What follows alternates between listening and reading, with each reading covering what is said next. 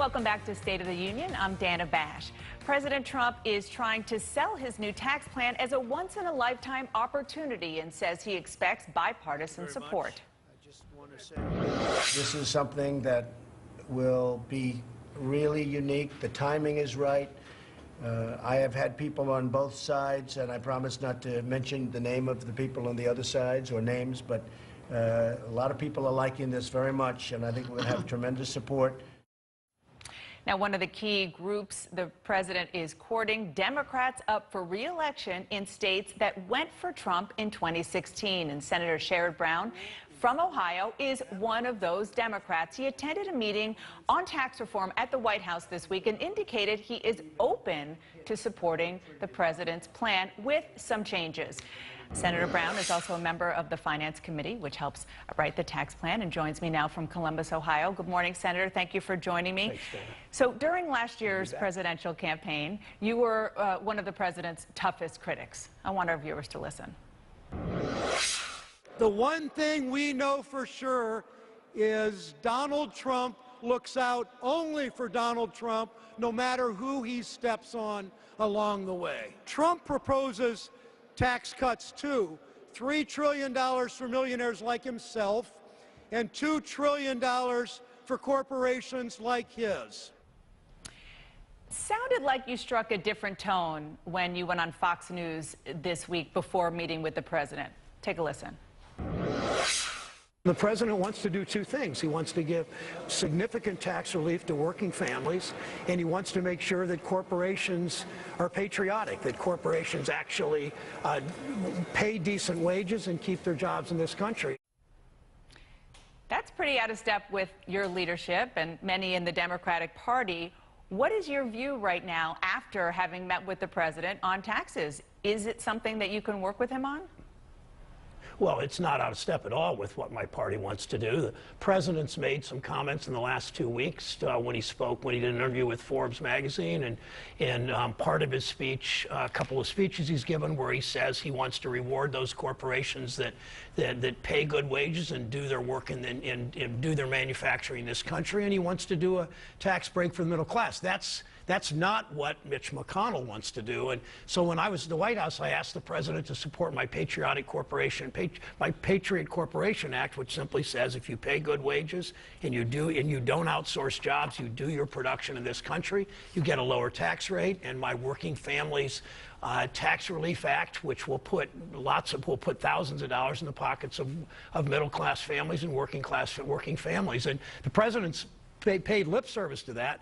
He does that. It's a different tax bill, but there's a fork in the road. The president either decides to work with Democrats on issues like I just talked about, the Patriot Corporation Act, which he said at that meeting that he likes, or he throws in with McConnell and the billionaires. And he's at a fork in the road. If he throws in with McConnell and the billionaires, Democrats don't support it. If he chooses to fight for the middle class and help those companies keep production in the United States, not the bill that McConnell has, if he does that, it's a bipartisan bill. That's what I've been saying all along. So you obviously were encouraged by your meeting with the president this week.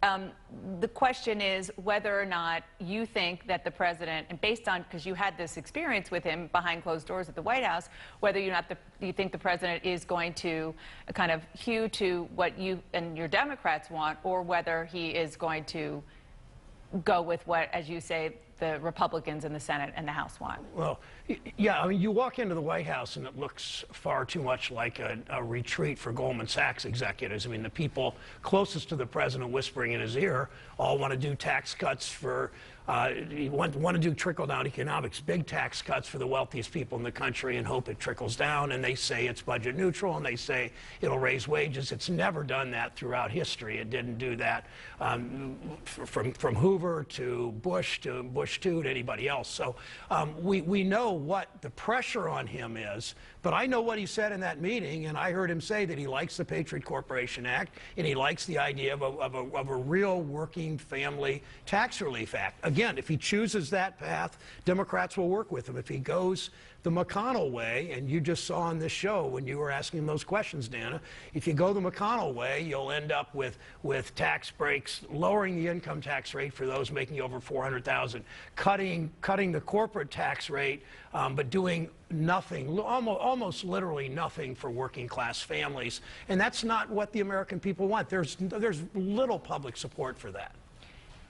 Mitch McConnell certainly made it sound like he and the president are on the same page. What you're telling us this morning is based on your private discussions with the president. They're not. Well, I don't know what he ultimately decides. I mean, the president went around the room agreeing with people all over the place during that meeting. But I look at what's, it's clear that McConnell and the president are not on the same page on a lot of things. Look at the clip you ran of Steve Bannon and what he said.